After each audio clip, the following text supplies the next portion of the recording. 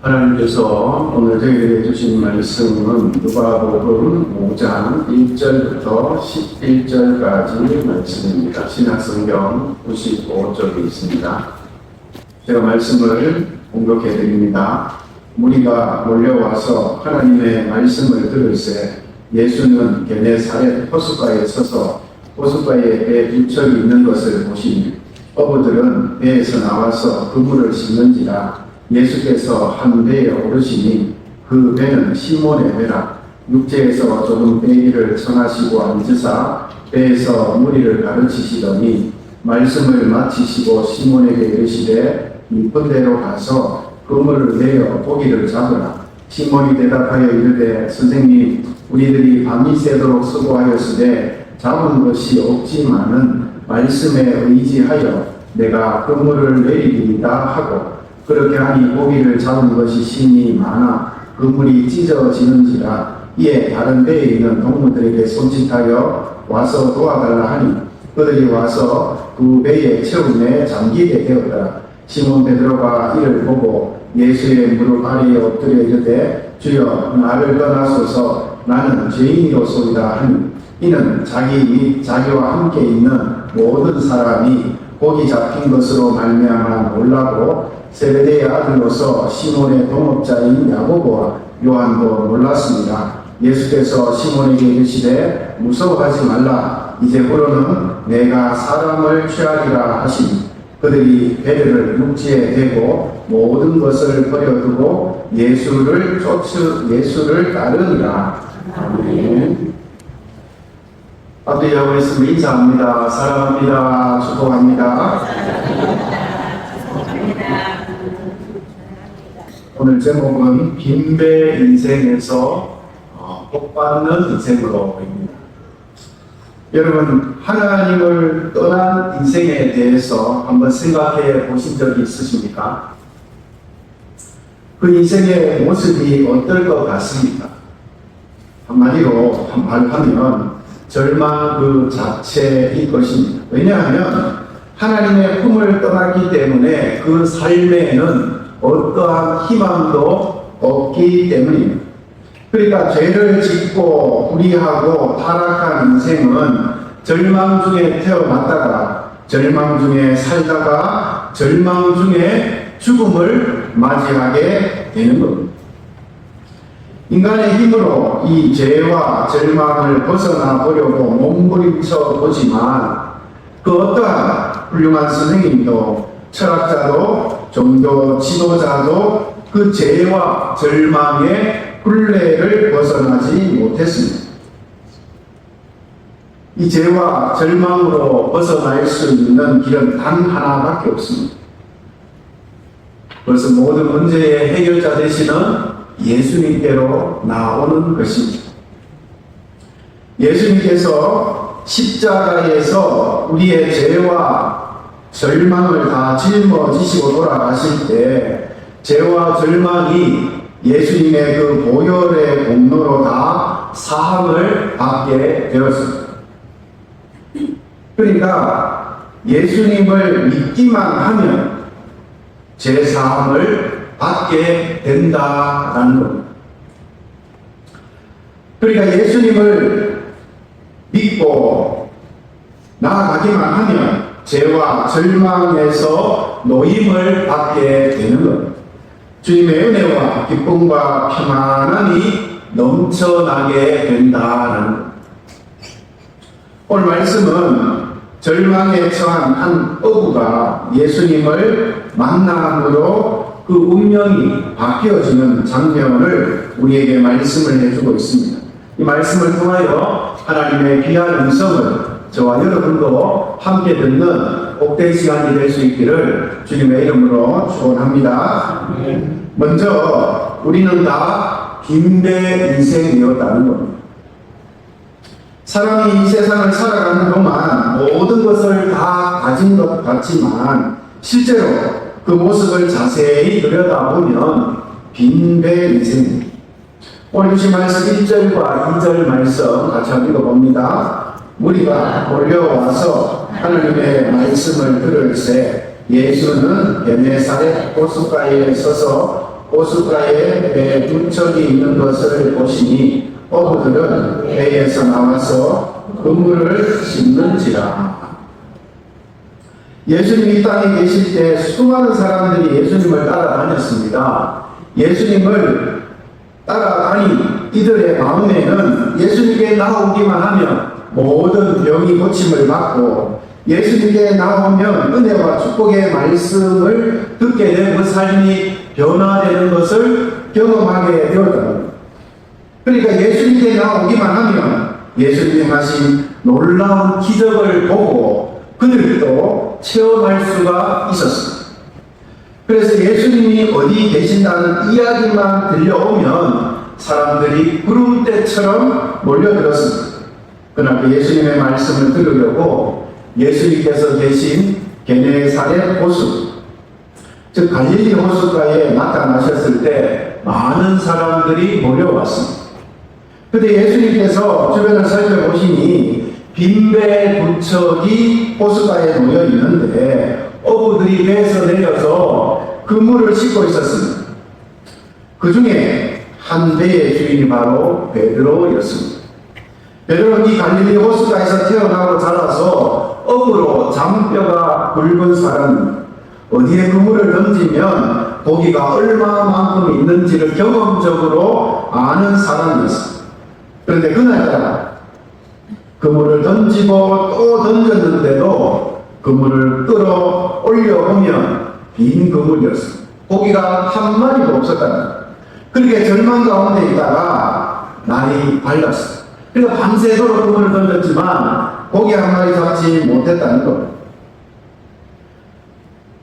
날이 밝아서 더 이상 그물을 던질 수가 없어서 배를 호숫가에 대고 나와 그물을 싣고 있는 이 장면입니다.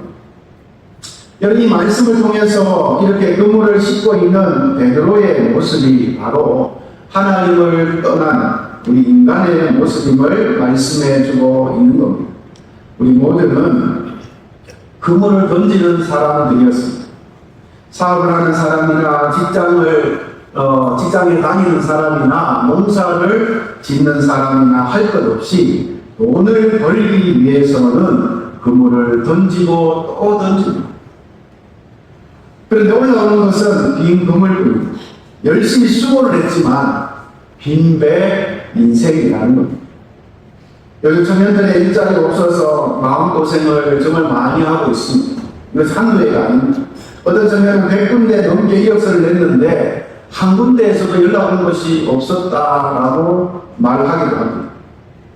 그물을 던지고 또 던지고 또 던지었지만 올라오는 것은 빈 그물뿐인 그러한 절망 속에 살고 있는 많은 젊은이들이 있습니다. 늘 몸이 아파서 약을 달고 살아가는 분들이 많이 있습니다. 건강을 위해서 그물을 던져보고 또 던져보지만 결국 빈 그물만 끌어올리는 그러한 모습의 인생을 살아가는 분들이 많다는 겁니다. 그래서 이와 같은 인생의 모습에 대해서 전도서 1장 2절에 보면 이렇게 말합니다. 읽어보겠습니다. 전도자가 이르되 헛되고 헛되며 헛되고 헛되니 모든 것이 헛되도다. 한 번도 아니고 5번이나 헛되다고 말씀하고 있습니다. 그러니까 내 힘으로 아무리 몸부림쳐 봐도 인간의 노력 가지고는 헛되고 헛된 것뿐이다 라고 하는 고백입니다.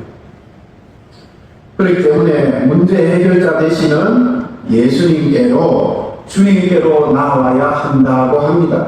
그래서 이사야 55장 6절에 보면 이렇게 고백합니다. 함께 보겠습니다. 너희는 야훼를 만날 만한 때에 찾으라. 가까이 계실 때에 그를 부르라.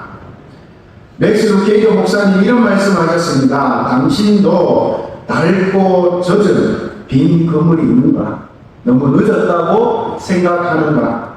그렇다고 하기 전에 그물을 접고 집으로 향하기 전에 묻고 싶다.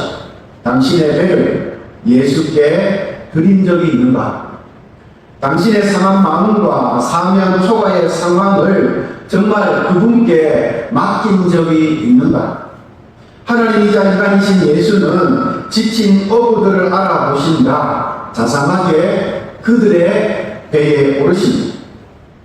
무리의 진송을 뒷전으로 하고 한 친구의 좌절을 해결해 주신다. 우리의 이웃으로 오신 구주는 빈 그물의 주인에게 이렇게 속삭인다. 다시 한번 해보자. 이번에는 내가 배에 함께 탈게. 사랑하는 성도 여러분, 문제 해결의 길은 예수님께 나오는 길밖에 없음을 믿으시길 바랍니다. 예수님을 만나는 길밖에 없다라는 것, 예수님을 내 삶의 주인으로 모셔드리는 길밖에 없음을 믿으실 수 있기를 주님의 이름으로 축원합니다. 둘째로 예수님께서 베드로를 찾아오십니다. 이렇게 빈배 인생으로 절망 속에 앉아있는 베드로를 예수님이 찾아오신 겁니다. 오늘 주신 3절 말씀 읽어봅니다. 예수께서 한 배에 오르시니 그 배는 시몬의 배라. 육지에서 조금 떼기를 청하시고 앉으사 배에서 우리를 가르치시더니, 예수님께서 빈배 인생으로 머물러 있는 베드로에게 말씀하십니다. 자네 배 좀 밀리세. 내가 이 배를 잠시 쓰겠네. 그러시고는 배에 성큼성 올라타셨습니다. 배에 타시고는 배를 육지에서 좀 띄워주게 라고 말씀을 하고 계시죠. 육지에서 배를 띄우시니까 호숫가에 앉은 군중들에게 말씀을 전하기 시작하셨습니다. 만약 베드로가 고기를 가득 잡았더라면 예수님을 만나지 못했을 겁니다. 그 고기를 빨리 정리해서 시장에 가서 팔아야 하기 때문에 예수님을 만날 시간도, 예수님을 모실 시간도 없었을 겁니다. 그런데 감사하게도 빈배였기 때문에 예수님을 만난 것입니다. 여러분, 인생의 마지막은 하나님의 시작이라는 것을 꼭 기억하시기 바랍니다. 하나님의 놀라운 역사가 시작되는 순간이 바로 우리가 절망의 끝에서 이제 아무것도 할 수 없다고 손을 놓았을 바로 그때인 것입니다. 예수님은 지금도 우리를 찾아오셔서 말씀하십니다. 요한계시록 3장 20절 읽어봅니다. 볼지어다 내가 문 밖에 서서 두드리노니 누구든지 내 음성을 듣고 문을 열면 내가 그에게로 들어가 그와 더불어 먹고 그는 나와 더불어 먹으리라. 예수님이 배에 올라오셔서 말씀을 전하십니다. 사실 베드로는 밤을 꼬박 새웠기 때문에 피곤하고 졸리고 어떻게 보면 고기를 한 마리도 잡지 못해서 짜증이 나고 해서 마음속에는 말할 수 없는 절망이 있었는지도 모릅니다. 그런데 어느 순간 예수님의 말씀에 귀를 기울이기 시작했습니다. 말씀이 얼마나 은혜가 되는지 그 말씀으로 치료받고 회복되고 새로워진 겁니다. 이처럼 주님의 말씀을 듣고 주님을 내 삶의 주인으로 모실 때 기적이 일어나는 겁니다. 은혜가 다가오는 겁니다. 축복이 넘쳐나는 겁니다. 그러니까 저와 여러분의 마음을 빈 배로 만들어야 한다는 겁니다. 저와 여러분의 마음속에 담고 있는 모든 쓰레기를 치워버려야 되는 겁니다. 미움과 고집과 교만과 불순종과 탐욕의 모든 쓰레기를 버려야 됩니다. 나의 모든 것을 다 내려놓고 주님을 내 마음의 중심으로 모셔드릴 때에 기적이 일어나는 것, 우리에게 축복이 다가오는 것. 이처럼 모든 것을 다 내려놓고 주님만을 따라감으로 이런 기적과 축복을 저와 여러분 모두가 경험할 수 있게 되기를 주님의 이름으로 축원합니다. 서울 여의도 순복음교회 오늘 권사님 이야기입니다. 권사님 아들이 공무원으로 일하다가 너무 과로를 해서 집에 들어와서 쓰러졌는데 그만 심장이 멈추고 말았습니다. 그래서 앰뷸런스로 급히 병원으로 가서 심폐소생술을 해서 겨우 심장만 뛰기 시작했습니다. 하지만 심장으로부터 피가 뇌로 올라가야 되는데 피가 올라가지 않는 겁니다. 산소 공급이 되지 않으니까 그만 뇌사 상태에, 그러니까 식물인간이 되고 만 겁니다. 권사님이 아들을 낳고 아들이 돌이 지났을 때 남편이 돌아가셨습니다. 25살의 과부가 되어서 지금까지 아들을 믿고 의지하고 주님을 바라보며 살아오셨습니다. 지방에 살다가 서울로 올라와서 여의도 순복음교회에 출석하게 되었는데 이 교회에서 하나님의 은혜로 가정의 복을 받고 물질의 복도 받았습니다. 또 좋은 며느리를 만나서 아들이 결혼도 했습니다. 아들은 박사학위를 받고 공무원으로 잘 나가는 인생을 살고 있었습니다. 그런데 갑자기 이런 큰 어려움이 다가오는 겁니다. 심장 마비가 되어서 피가 5분만 올라가지 않으면 뇌사가 된다고 합니다. 산소 공급이 안 되니까 뇌가 죽는 겁니다. 이렇게 뇌사가 되면 호흡기만 의지해서 살아가게 되는데 그 호흡기를 떼면 숨이 그냥 멈추게 되고 숨을 못 쉬어 죽게 되는 겁니다. 그래 얼마나 절망적입니까? 인간적인 방법으로는 아들을 살려낼 방법이 없습니다. 의사도 손을 놓고 안타까운 마음만 가지고 있습니다. 근데 이 권사님은 손을 놓지 않았습니다. 주님을 막 붙들었습니다. 기도하는 중에 주님이 고쳐주실 것이다 라는 마음이 든 겁니다. 목사님 오셔서 기도만 해주시면 내 아들이 살아날 것이다 라는 마음이 들어서 담임 목사님께 전화를 해서 빨리 오셔서 지금 이런 상황이니까 기도를 해달라고 부탁을 드렸습니다. 전화를 받고 목사님이 급히 병원으로 오셔서 이 아들을 위해 정말 간절하게 눈물을 흘리며 기도해 주셨습니다. 권사님 얼마나 안타까운지 아들의 귀를 잡고 목사님의 기도를 들어봐라. 목사님의 기도를 들어봐라. 이렇게 소리칩니다. 근데 전혀 반응이 없습니다. 담임 목사님이 기도를 마치고 돌아갔는데 오후 늦게 권사님께 전화가 온 겁니다.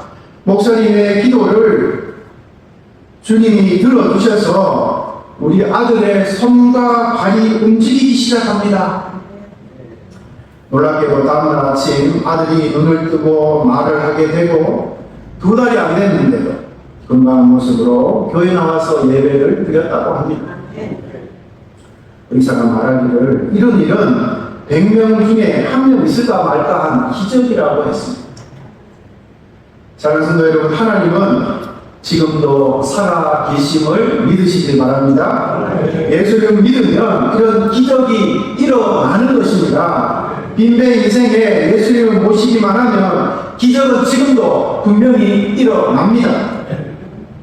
하나님의 은혜가 임하는 겁니다. 그러니까 주님께 부르짖고 또 부르짖으시기를 진심으로 축복합니다.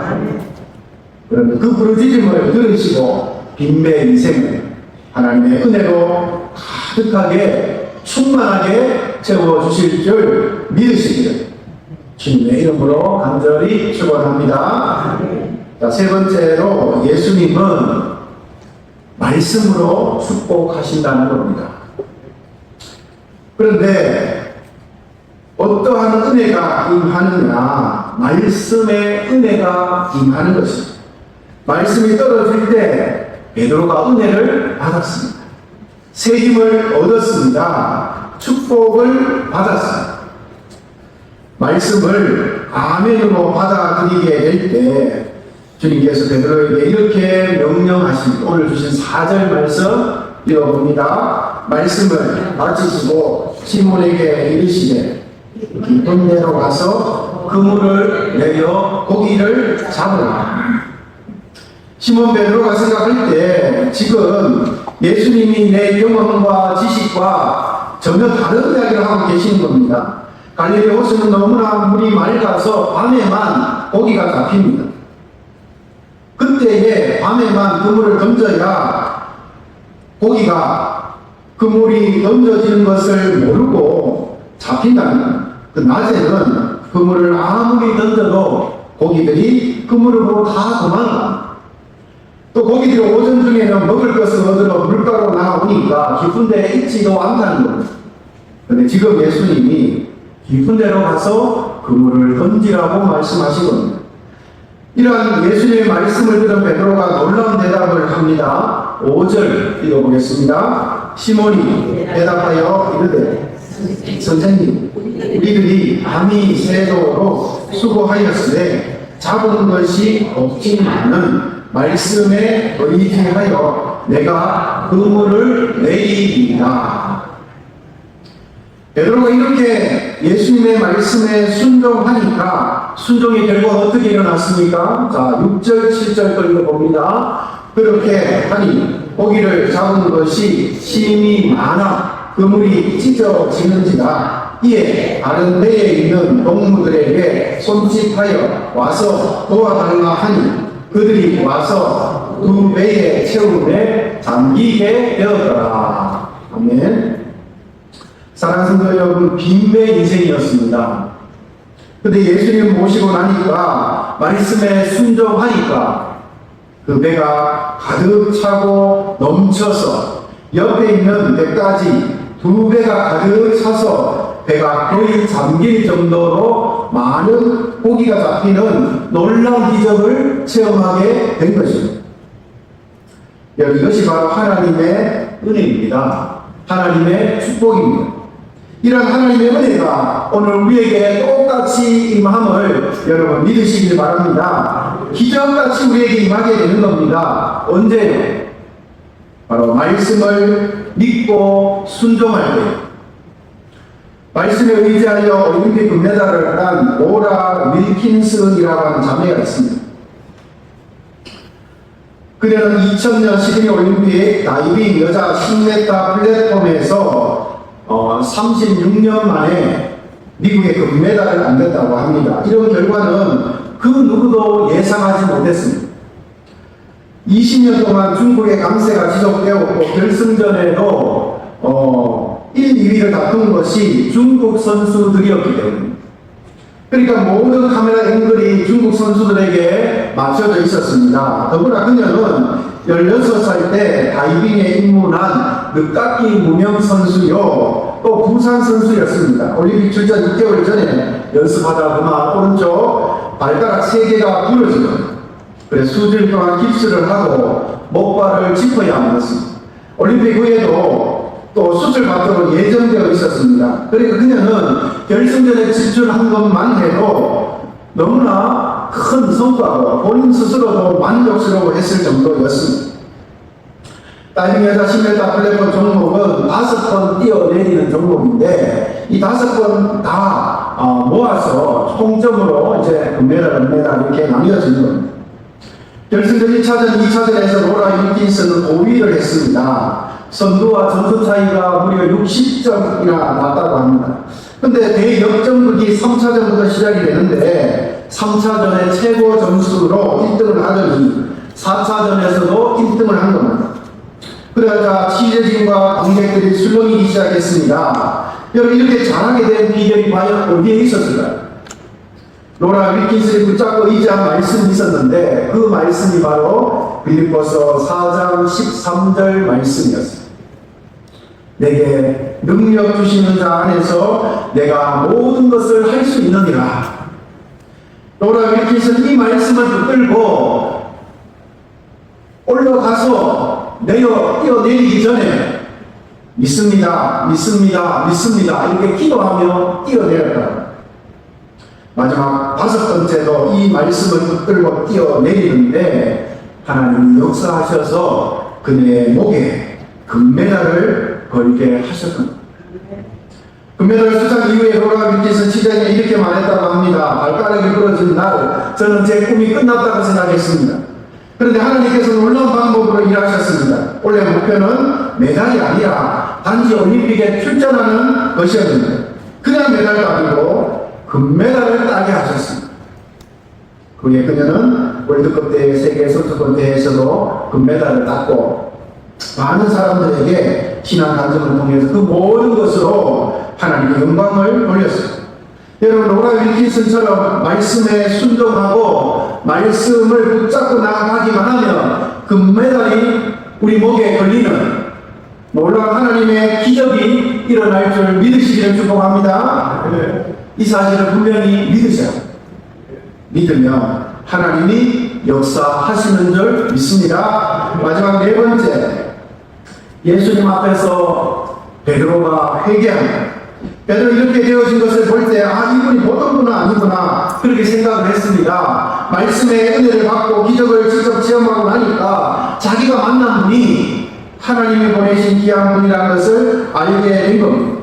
그래서 8절에 보면 이렇게 고백을 하죠. 자, 8절 읽어봅니다. 시몬 베드로가 이를 보고 예수의 무릎 아래에 엎드려 이르되 주여 나를 떠나소서 나는 죄인이로소이다 하니.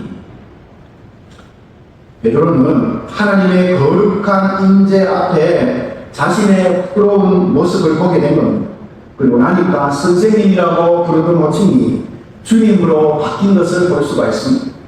사도 바울이 은혜를 받고 디모데전서 1장 15절에 보면 내가 죄인 중에 괴수입니다 라고 고백하는 것을 볼 수가 있습니다. 이처럼 우리가 주님 앞에 회개하고 눈물의 기도를 드릴 때 주님이 기뻐하시고 우리를 들어 사용하신다는 사실을 여러분 믿으시길 바랍니다. 다윗이 죄를 짓고 주님 앞에 통곡의 기도를 드린 내용이 시편 51편 전체 내용입니다. 그 중에서 1절과 2절 그리고 11절 말씀을 함께 읽어보겠습니다. 하나님이여 주의 인자를 따라 내게 은혜를 베푸시며 주의 많은 긍휼을 따라 내 죄악을 지워주소서. 나의 죄악을 맑게 씻기시며 나의 죄를 깨끗이 제하소서. 나를 그 앞에서 쫓아내지 마시며 주의 성령을 내게서 거두지 마소서. 아멘. 사랑하는 성도 여러분, 주님 앞에 늘 엎드려 회개하고 주의 도우심을 간구하는 주님의 일꾼이 될 때에 하나님의 은혜와 축복이 임하게 된다는 사실을 기억하시기 바랍니다.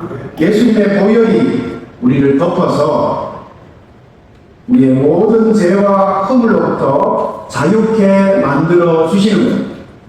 우리 힘으로, 우리 능력으로는 우리의 죄와 허물을 씻어낼 수가 없습니다. 오직 예수님의 보혈만이 우리를 죄와 허물로부터 정결케 되고 주님 앞에 준비되어진 모습으로 쓰임받는 주님의 일꾼이 되도록 하시는 것.